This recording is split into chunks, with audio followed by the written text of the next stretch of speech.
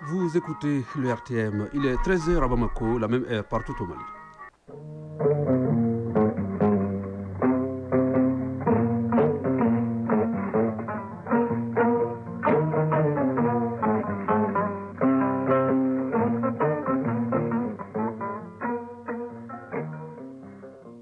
Le journal, Soumeila Berté. Bonjour, à la une de l'actualité de cette mi-journée, le projet de la Charte nationale pour la paix et la réconciliation nationale sera remis tout à l'heure au président de la transition et en direct sur les antennes de l'ERTM. Le document de 105 articles, 16 titres et 39 chapitres traite des questions de paix, de réconciliation, de sécurité et de défense. Flashback sur le processus d'élaboration de cette charte dans ce journal. Le Niger va livrer plus de 80 000 litres de carburant aux régions nord du Mali. C'est la clause de l'accord signé entre les autorités des deux pays. C'est pour assurer un approvisionnement correct de ces régions du nord du Mali. Le ministre en charge du commerce a rencontré hier les opérateurs pétroliers maliens pour en faire une première évaluation. En Afrique du Sud, les travaux de la 5e session ordinaire du Parlement panafricain ont débuté ce mardi à Manidrand.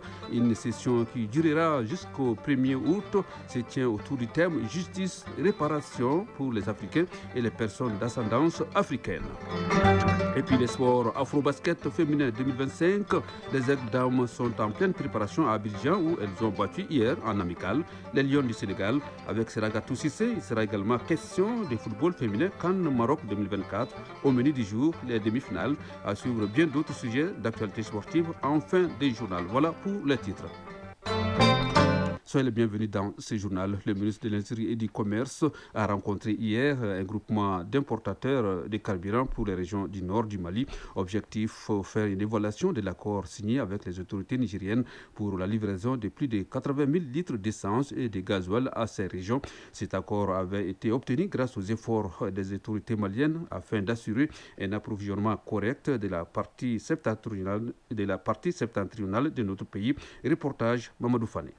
Suite à la mission du ministre de l'Industrie et du Commerce du 14 au 17 mai 2025 à Niamey, les autorités maliennes et nigériennes avaient signé une convention de ravitaillement des régions du nord du Mali en hydrocarbures. C'est pour voir l'état de mise en œuvre de cette convention que le ministre a rencontré les opérateurs économiques Moussa Alassane Diallo, ministre de l'Industrie et du Commerce. Cette mission avait pour objet de valider avec les autorités nigériennes, notamment la Société nigérienne du pétrole, les besoins pour les 6 mois à venir des régions nord du Mali, Tombouctou, Gao, Ménaka, Kidal. Et sur la base de ça, nous avons mis en place un schéma d'approvisionnement qui a abouti à la signature des contrats pour 9 opérateurs économiques dans le secteur du pétrole des régions du Nord et pour 42 millions de litres d'essence et 43 millions de litres de gasoil. Au prix de 520 francs pour l'essence et 350 francs pour le gasoil. La rencontre avec le ministre a permis aux importateurs de carburant de faire un large tour d'horizon sur quelques questions qui entravent la bonne marche de ce processus. Malik Agwefan, opérateur économique de Kidal. À l'ère où je vous parle actuellement à Kidal, il n'y a pas de problème de rupture par rapport à l'approvisionnement du carburant. Il y a toujours des problèmes liés aux escortes. Nema Sid Amar, importateur de carburant Gao. On a rencontré beaucoup de difficultés. La première difficulté, c'est l'insécurité qu'on charge au Niger. On peut faire 1 mois, 2 mois garé à Niamey avant de cheminer à la frontière. Arriver à la frontière aussi, ça va un peu. Famille nous escorter vite d'amener à Gao, mais il y a d'autres problèmes. Quand les camions dépotent à Gao, ça va durer aussi à Gao avant d'escorter au Niger. Eladji Firoun, président de la délégation régionale de la Chambre de commerce et d'industrie de Tombouctou. C'est une initiative à saluer. Nous, au niveau de Tombouctou, ça nous a permis vraiment de stabiliser les prix et ça nous a permis aussi d'avoir les stocks dont les gens ont besoin pour cette campagne. Le ministre a rassuré les opérateurs que l'État jouera sa partition pour permettre un approvisionnement correct des régions du Nord. C'est parti pour la 3e cohorte de l'école du Salon des médias. Dans un contexte où les dérives font légion dans les médias, le déficit de formation reste un frein à une pratique journalistique de qualité. Le Salon des médias se propose de former une 60aine de journalistes à Bamako. Boukari Koulibaly a suivi la cérémonie de lancement, suivant son reportage. La précarité et l'absence de couverture sociale, voilà des mots dont souffre la presse malienne. S'ajoute également le manque de formation adéquate, un véritable frein à la pratique d'un journalisme de qualité.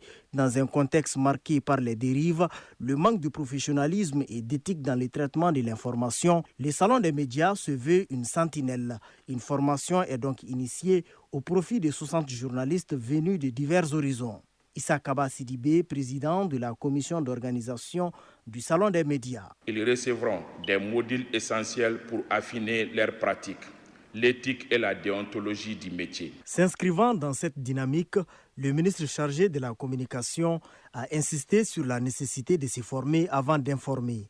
Alhamdou Ag Ilienne. Toute information qui peut causer du tort à un pays, à une famille, à une personne, c'est très dangereux, il ne faut pas la publier. Ça, ce n'est pas du journalisme. Je vais insister sur la moralité, la déontologie et l'éthique.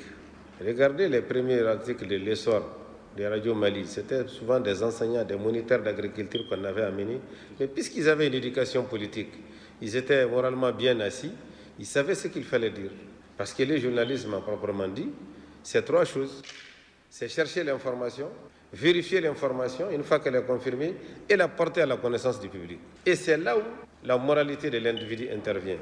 Au-delà de ce renforcement de compétences, des formations de haut niveau sont également prévues avec des figures du paysage médiatique malien. La 4e édition du Salon des médias se tiendra du 31 juillet au 3 août 2025 au Palais de la Culture sous le thème « Défi de l'information à l'ère des réseaux sociaux ».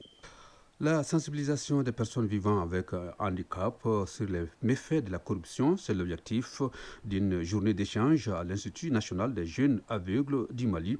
Elle est initiée par la CLC, la coalition de lutte contre la corruption.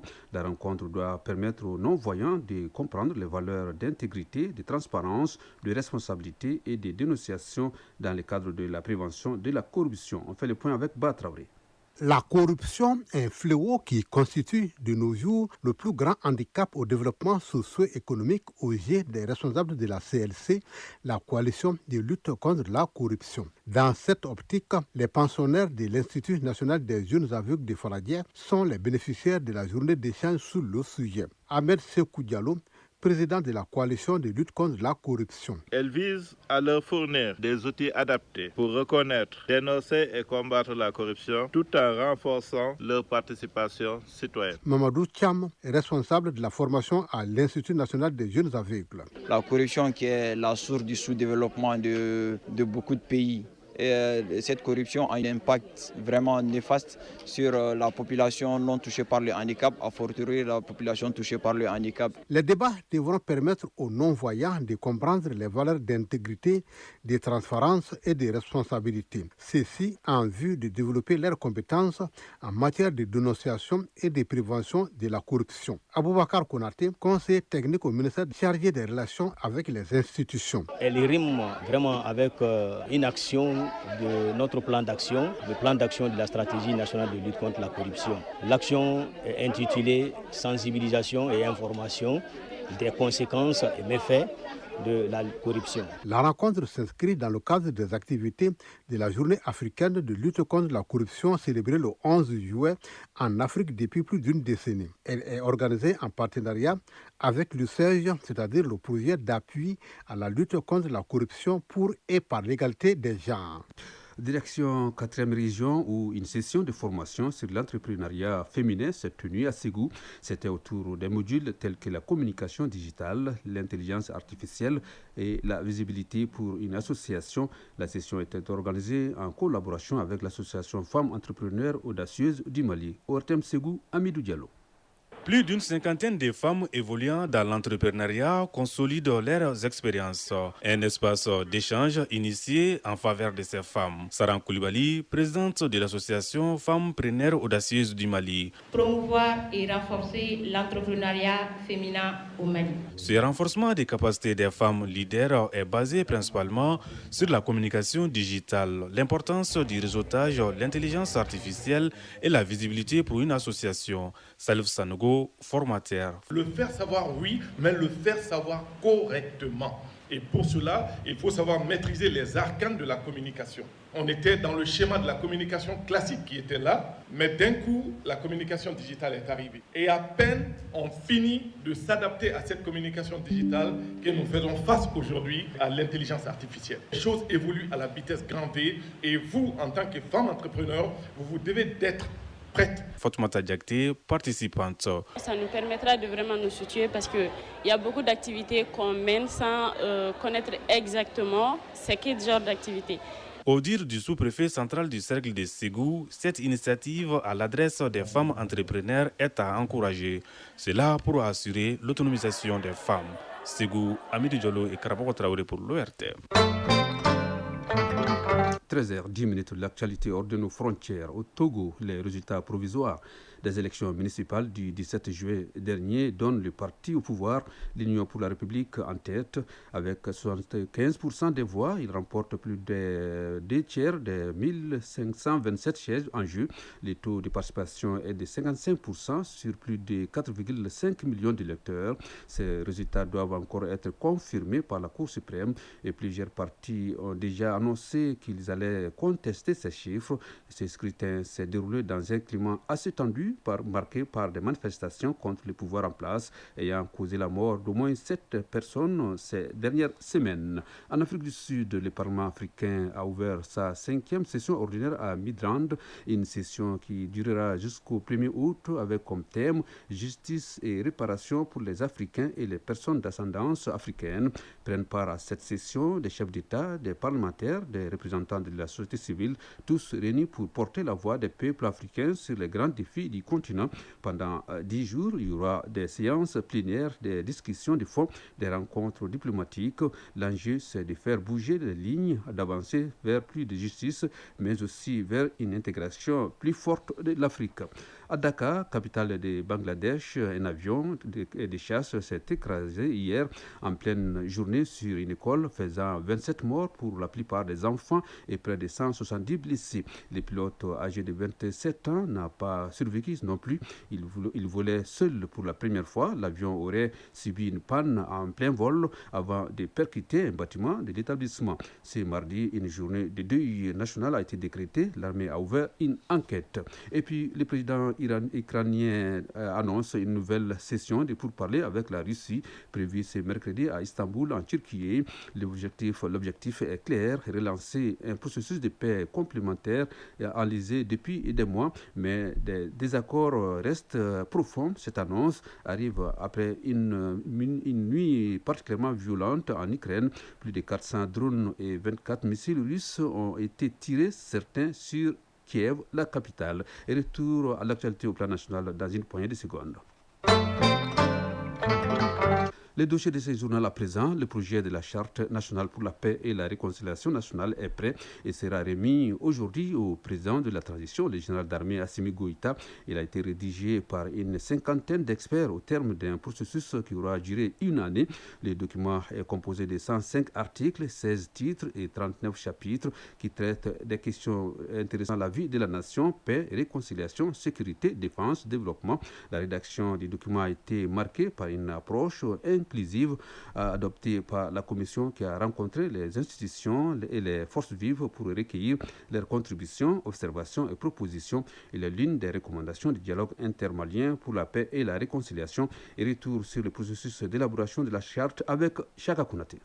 Fin des missions le 30 juin dernier de la commission de rédaction du projet de la Charte nationale pour la paix et la réconciliation nationale.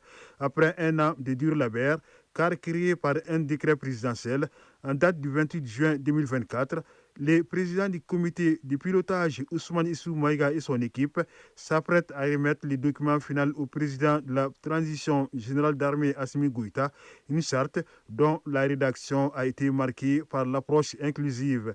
Des séances d'écoute et de restitution ont été organisées avant et après l'élaboration du document. Ainsi, la commission a rencontré toutes les couches socio-professionnelles, les institutions, les leaders religieux, les légitimités traditionnelles pour y recueillir leurs contributions, observations et propositions. Le document qui comporte un préambule, 16 titres, 39 chapitres et 105 articles, a été restitué le 26 mai 2025 au gouvernement avant sa finalisation. Ousmane Issou Maïga, président de la commission. À la suite de cette rencontre et celle que nous avons eue dans la foulée avec les autres institutions de la République, les forces vives de la nation, les personnes ressources, nous avons continué nos travaux en prenant en compte les contributions nouvelles en vue d'affiner la rédaction du projet de charte nationale pour la paix et la réconciliation nationale. Général des divisions Abdoulaye Maïga, Premier ministre, ministre de l'administration territoriale et de la décentralisation. La charte pour la paix et la réconciliation nationale résulte de la volonté de son Excellence le général d'armée Assimi Goïta, président de la transition, chef de l'État, de faire de la paix et de la réconciliation le socle de la stabilité de notre pays. Il me paraît important encore une fois de souligner que la charte pour la paix et la réconciliation nationale est destinée à jeter les bases d'une nouvelle ère de concorde, d'entente, de sécurité, de valorisation de nos us et coutumes et de cohésion sociale. Aussi, le gouvernement prendra toutes les dispositions pour la mise en œuvre de la charte après son approbation. Un atelier de restitution à l'ensemble des couches du pays et de la diaspora a été organisé le 20 juillet 2025. C'est la même approche participative et inclusive que la Commission a adoptée lors de l'élaboration et la validation de l'avant-projet qui a été remis au président de la transition le 24 octobre 2024. 2 mois plus tard, un décret du 27 décembre nommait les membres de la commission de rédaction du projet de la rédaction de la Charte nationale pour la paix et la réconciliation nationale, toujours présidée par l'ancien Premier ministre Ousmane Issou Maïga. La rédaction de cette charte est l'une des recommandations du dialogue intermalien pour la paix et la réconciliation, dont la phase nationale s'est tenue du 6 au 10 mai 2024. Ce dialogue a été annoncé le 31 décembre 2023 par le président de la transition générale d'armée Assimi Goïta dans son discours de Nouvel An pour privilégier la population nationale du processus de paix. Cela afin d'éliminer les racines des conflits communautaires et intercommunautaires. Ousmane Issou Maïga, président du comité de pilotage du dialogue intermalien pour la paix et la réconciliation, à la clôture des travaux. Nos compatriotes souhaitent ardemment une nouvelle architecture de paix dont les piliers doivent être bâtis sur les rochers du plateau Mandingue et le plateau Dogon, avec les sables de nos belles dunes du nord du Mali, avec les eaux de nos beaux fleuves du Niger, Sénégal, Bani, Falamé, du Sourou sur la Volta et même le Yamé chez mes cousins Dogon, ainsi que la paille de nos cultures et de notre fleur. Les Maliens veulent rester imbibés dans leur mécanisme endogène de gestion des conflits. Organisé après la fin le 25 janvier 2024 de l'accord pour la paix et la réconciliation issu du processus d'Alger, ce dialogue a permis aux Maliens de proposer des solutions maliennes aux problèmes maliens sans ingérence extérieure. Général d'armée Assimi Goïta, président de la transition, à la clôture des travaux. L'objectif assigné à ce dialogue était de diagnostiquer les causes des conflits intracommunautaires et intercommunautaires afin de tracer une architecture de paix durable, recoudre le tissu social et renforcer le vivre ensemble. L'enjeu de ce dialogue intermalien était la préservation de l'unité nationale et de l'intégrité du territoire. J'en suis heureux de constater que les Maliennes et les Maliens l'ont bien compris et se sont appropriés le processus. Le rapport général du dialogue a été remis au président de la transition 3 jours après la clôture des assises, plus précisément le 13 mai 2024. Il comporte 310 recommandations sur 5 thématiques portant sur la paix, réconciliation nationale et cohésion sociale, les questions politiques et institutionnelles, l'économie et développement durable, la sécurité et défense, la géopolitique et environnement international. La phase nationale a été précédée de celle communale tenue du 13 au 15 avril et des concertations au niveau des régions du district de Bamako, ambassade et consulat du Mali, organisé du 20 au 22 avril 2024. Ah oui, Cheikh Akouraté, il faut dire que le document de la Charte nationale pour la paix et la réconciliation nationale sera remis tout à l'heure au président de la transition, le général d'armée Assimi Goïta, et la cérémonie sera retransmise en direct sur les antennes de l'URTM, radio et télévision. Les sports, juste après ça.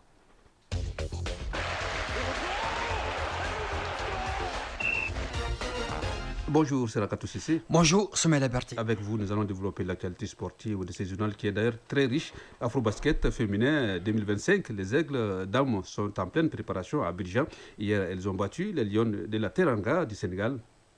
Oui, 77-69, c'est le deuxième match test des Aigles dames à Abidjan en prélude à l'Afro-basket. Leur premier match de préparation s'était soldé par une victoire 70-52 sur la Côte d'Ivoire. L'Afro-basket féminin, c'est du 26 juillet au 3 août sur le sol ivoirien. Le Mali est dans le groupe B aux côtés du Cameroun et du Soudan du Sud. Nos envois spéciaux seront Koji Sibi et Aboubakar Traoré. Les Aigles dames courent derrière leur deuxième étoile après celle de 2007 à Dakar au Sénégal. Tournoi de montée en Ligue 1, les débats se poursuivent cet après-midi. AS Kai de Kai, Soniaci de Gawa 16h au stade Wenzan Koulibaly et FC Malikoura de Koulikoro AS Douane de Sikasso à 16h au stade Mamadou Konaté. Ces deux affiches sont au compte du groupe B.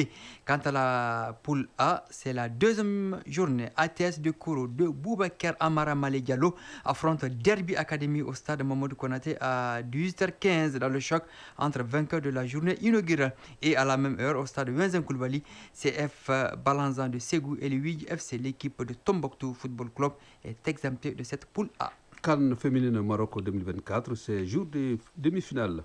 Nigeria, Afrique du Sud à 16h temps universel et Maroc-Ghana à 19h temps universel. Excepté le Ghana, le Nigeria, l'Afrique du Sud et le Maroc étaient déjà en demi-finale en 2022. Le Nigeria a remporté la CAN féminine 9 fois et l'Afrique du Sud une fois. Le Maroc et le Ghana rêvent, eux, de soulever le trophée pour la première fois de l'histoire. Héros féminin Suisse 2025, la première demi-finale oppose ce soir l'Angleterre à l'Italie. Coup d'envoi 19h temps universel. L'Angleterre, tenante du titre, part avec la faveur des pronostics devant l'Italie. La squadra Azzurra féminine n'a plus atteint ce niveau depuis 1997. À suivre demain mercredi la seconde demi-finale entre l'Allemagne et l'Espagne. Un choc qui fait déjà saliver. Quelques nouvelles de transfert en football. Boubacar Traoré, le milieu de terrain des Aigles du Mali et de Wolverhampton, retourne en France et à Metz, son ancien club entre 2019 et 2023. El Feno, c'est son surnom, tentera de relancer sa carrière à 23 ans. Brian Mbemo, l'attaquant international camerounais de Brentford, signe un contrat de 5 ans en faveur de Manchester United. Le montant du transfert est estimé à 75 millions d'euros, soit 49 milliards 125 millions de francs CFA. Il devient la 6e recrue la plus chère de Manchester United. Marcus Rashford, l'international anglais d'Aston Villa, est arrivé au FC Barcelone sous forme de prêt d'1 an à hauteur de 30 millions d'euros, soit 19 milliards de francs CFA. L'ancien attaquant de Manchester United devrait être présenté ce mardi à la presse. Victor Osimhen prolonge son séjour à Galatasaray. Le club turc a déboursé 75 millions d'euros, soit 49 milliards de francs CFA, pour garder dans ses rangs l'attaquant international nigérien prêté par Naples en Italie. Merci Seragatou Sissé pour ces informations sportives assez fournies. Et point final à ce journal, mise en onde Alimata Ouattara, mise en ligne Badji Touré, réalisation Jafar Cham, coordination éditoriale Ousmane Ndao, à ce microphone Soumaïla Berté. Merci de nous avoir suivis. Le prochain rendez-vous de l'information, c'est à 19h30 avec Seydou Fomba. Juste après nous, Kanis Keita va s'installer pour les avis et communiquer. Passez un agréable après-midi. Au revoir.